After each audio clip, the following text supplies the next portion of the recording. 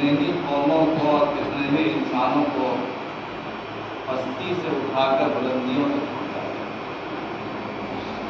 ایسے کتنے ہی لوگ ہوئے ہیں، اگر وہ علم سے خالی رہتے تو دنیا میں کوئی ان کو پوچھنے والا بھی نہ ہوتا، لیکن اللہ تعالیٰ نے علم کی نعمت سے، خاص طور سے قرآن کریم کی نعمت سے ان کو مالا مال کر کے اتنی بلندیوں تک پہنچا دیا ہے کہ دنیا آج تک ان کا نام یاد کرتی ہے۔ خود حضرت آدم علیہ السلام جن کی ہم سب اولاد ہیں، سب بنی آدم کہلاتے ہیں، بنی آدم، اولاد آدم، ہم لوگ آدم کے اولاد ہیں۔ اللہ تعالیٰ نے ہمارے باپ حضرت آدم کو بھی جو فضیلت عطا فرمائی دنیا کی تمام مخلوقات پر، یہاں تک کہ فرشتوں جیسی مقدس مخلوق پر، وہ اسی بنیاد پر کہ اللہ تعالیٰ نے ان کو پہلے علم سکھایا، اور علم سکھانے کے بعد اللہ نے تمام فرشتوں سے پوچھا کہ تم ان سوالات کے جواب دے دو، مگر حضرت آدم علیہ السلام نے اس کا جواب دیا، کسی نے جواب نہیں دیا،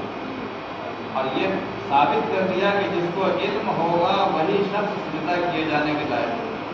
قرآن سے حضرت آدم علیہ السلام کا اللہ تعالیٰ نے فرشتوں سے سجدہ کروایا، تو اور یہ سوال جواب کروانے کے بعد علم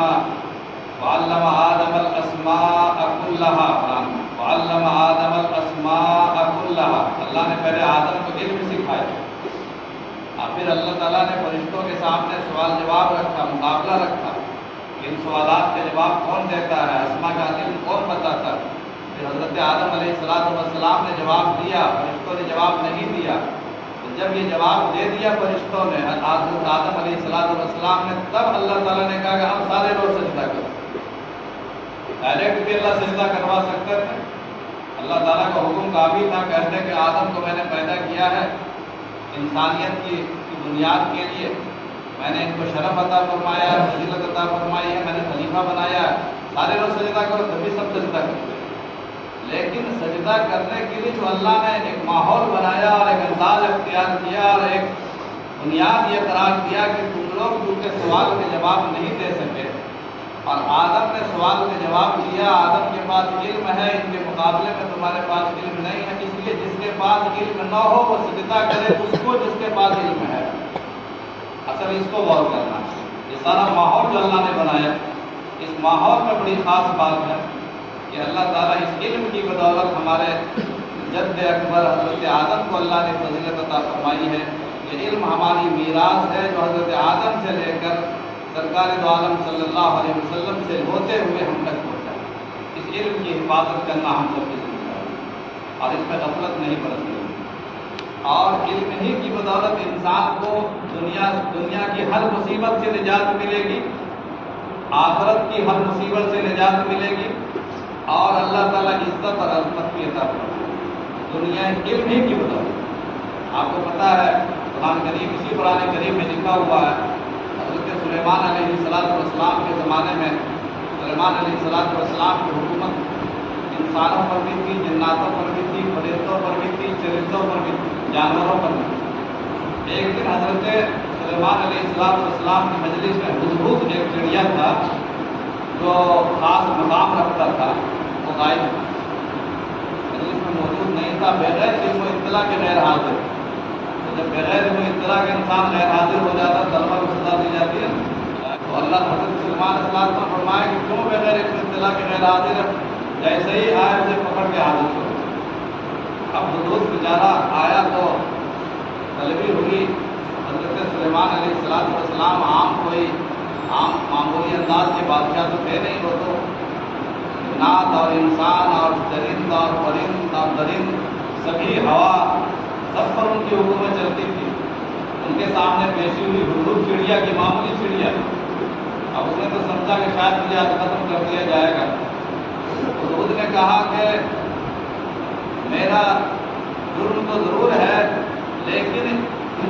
من سبعین بنبعین یقین، مطلب میں آپ کے پاس قوم سبا کا ایک یقینی خبر لے کر آیا ہوں، ایک علم لے کر آیا ہوں میں آپ کے پاس۔ اب جب حضرت سلیمان علیہ السلام نے دیکھا کہ علم لے کر آیا، بولا انی جئتک کا من سبع بنبع یقین، میں ایک یقینی علم لے کر کے آیا ہوں۔ تو حضرت سلیمان علیہ السلام خاموش ہو گئے، بولے کہ بتاؤ کیا یقینی علم ہے؟ اب انہوں نے حضرت ہدہد نے حضرت سلیمان علیہ السلام کے سامنے بتایا کہ ایسا ایسا میں فلانی قوم کے پاس سے گزرا اور وہاں یہ سب حالات ہے۔ یقینی خبر کی بنیاد پر، علم کی بنیاد پر حضرت سلیمان علیہ السلام نے فرمایا کہ اگر تمہارا علم سچا ہے اور تحقیق کے بعد یہ ثابت ہو جائے گا کہ تم صحیح بات بتا رہے تو تمہیں چھوڑ دیا جائے گا، تمہیں قتل نہیں کیا۔ معلوم ہوا کہ ہدہد کو بھی نجات ملی دنیا کے عذاب سے، دنیا کی مصیبت سے علم کی بدولت، اس لیے اس کے علاوہ کوئی چارہ نہیں۔ اس لیے ہر وہ عالم دین یا ہر وہ حافظ قرآن جو مدرسوں سے فارغ ہو کر یا تھوڑی بہت کی تعلیم حاصل کرنے کے بعد اپنے اپنے گاؤں میں رہتے ہوں، اپنے اپنے مشغلے میں ہوں، چاہے کہ ان کا دینی کوئی مشغلہ، علمی کوئی مشغلہ نہ ہو، لیکن ان کی ذمہ داری ہے کہ علم دین کے ساتھ جڑے رہیں۔ جنہیں علم نہیں آتا ہے وہ علم والوں سے علم حاصل کریں، جنہیں علم آتا ہے وہ علم والوں کو علم سکھائیں۔ یہ بہت بڑی ذمہ داری ہے۔ اب اس لیے بول رہا ہوں کہ اللہ کے نبی صلی اللہ علیہ وسلم نے ایک بار مسجد میں یہ بات فرمائی، مسجد نبوی میں یہ بات فرمائی اور بڑے غصے کے ساتھ یہ فرمائی کہ کیا ہو گیا ہے لوگوں کو، کیا ہو گیا ہے لوگوں کو، اپنے گھروں میں بیٹھے رہتے ہیں اور گھر میں بیٹھے ہوئے کسی علم والے سے علم حاصل نہیں کرتے، کیا ہو گیا ہے لوگوں کو۔ اب یہ بھی فرمایا کہ کیا ہو گیا ہے لوگوں کو کہ لوگ اپنے اپنے گھروں میں ہیں، علم اور شعور ان کے پاس حاصل ہے مگر دوسروں کو علم سکھاتے نہیں۔ بڑے غصے کے ساتھ یہ فرمایا اور یہ بھی فرمایا کہ ایسے لوگ اچھے ہیں جو علم سکھاتے ہیں، دوسروں کے اندر شعور تقسیم کرتے ہیں، نور تقسیم کرتے ہیں، وہ لوگ بہت اچھے ہیں۔ یہ آپ نے تقسیم فرمائی۔ اس کی اطلاع لوگوں نے سمجھا کہ پتہ نہیں حضور صلی اللہ علیہ وسلم کا اشارہ کس کی جانب ہے، اس کو کون لوگ ہیں جن کو سمجھانا چاہتے ہیں، کیونکہ حضور اکرم علیہ السلام اکثر جب کسی غلطی پر تنبیہ کرتے تھے نام نہیں لیتے تو اسی طرح بولتے تھے کہ کیا ہو گیا ہے لوگوں کو، یا بعض لوگ ایسا کرتے ہیں کبھی نام نہیں لیتے تھے مجلس میں، اس لیے کہ مجلس میں اگر بھول کر کے کسی کا نام لے کر کے اس کی برائی بیان کی جائے اس سے ریجیکشن پیدا ہوتا ہے، اس سے اصلاح نہیں ہوتی بلکہ اس سے ہدایت کے بجائے الٹا فتنہ پیدا ہو جاتا ہے۔ سرکار دو عالم صلی اللہ علیہ وسلم کا معمول ہے قرآن سے اب لوگوں میں چیزیں شروع ہو گئی کہ بھائی کس کے بارے میں یہ بات کہی جا رہی ہے۔ لوگوں نے کہا کہ لگتا ہے یہ اشعری قوم ہے جس کے بارے میں یہ بات کہی جا رہی ہے۔ اب اشعری قوم کو جا کے لوگوں نے خبر پہنچائی کہ آپ کے بارے میں اس طرح کی باتیں ارشاد ہوئی، وہ لوگ گھبرائے ہوئے آئے حضور اکرم علیہ السلام کے پاس، اب کہا یا رسول اللہ ہم لوگوں کے بارے میں کہا گیا ہے۔ پھر آپ نے وہی جملہ ارشاد فرمایا کہ لوگوں کو کیا ہو گیا ہے کہ اللہ نے علم عطا فرمایا ہے، اللہ نے شعور دیا ہے مگر لوگوں کو سکھاتے نہیں، اور لوگوں کو کیا ہو گیا ہے علم سے بے خبر ہے، اپنے گھروں سے نکل کر سیکھتے نہیں ہیں۔ اب اسی مجلس میں یہ بات تقریر میں تو نہیں کہی، اس مجلس میں یہ بات کہی آپ نے ان چند لوگوں کے سامنے کہ میں تو جی چاہتا ہوں کہ ایسے لوگوں کو بدترین سزا، کبھی ایسا جملہ حضور اکرم علیہ السلام نے ایسا نہیں کیا۔ پہلی بار یہ جملہ سننے میں آیا کہ جو لوگ علم دین نہیں سکھاتے ہیں دوسروں کو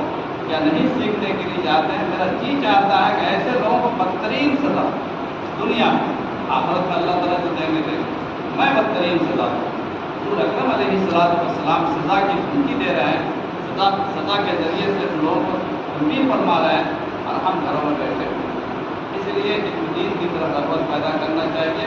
یہی علم ایسا ہے جو ہمیں نجات دے گا انشاءاللہ، ہلاکت سے بچائے گا، دنیا اور آخرت کی ہلاکت سے بچائے گا، ہماری نسلوں کے ایمان کی حفاظت کرے گا، اس دنیا کی حفاظت کرے گا، اور قیامت تک یہ دین قیم اور دین اسلام جو زندہ رہے گا۔ انہیں علماء، انہیں حفاظ، انہیں علماء، انہیں مدرسوں، انہیں اصحاب علم، انہیں ارباب فکر و نظر کے ذریعے سے قائم رہے گا۔ اب کوئی نیا نبی آنے والا نہیں ہے، کوئی نیا دین آنے والا نہیں ہے، کوئی نئی نبوت آنے والی نہیں ہے۔ جو کچھ بھی ہے ہمیں کرنا ہے، ہمارے اوپر ذمہ داری ہے، اس لیے اس علم کو، اس امانت کو پھیلائیے۔ اللہ تعالیٰ ہم سب کی حفاظت فرمائے۔ علم دین سے محبت، مدرسوں سے محبت، علماء حفاظ سے محبت اور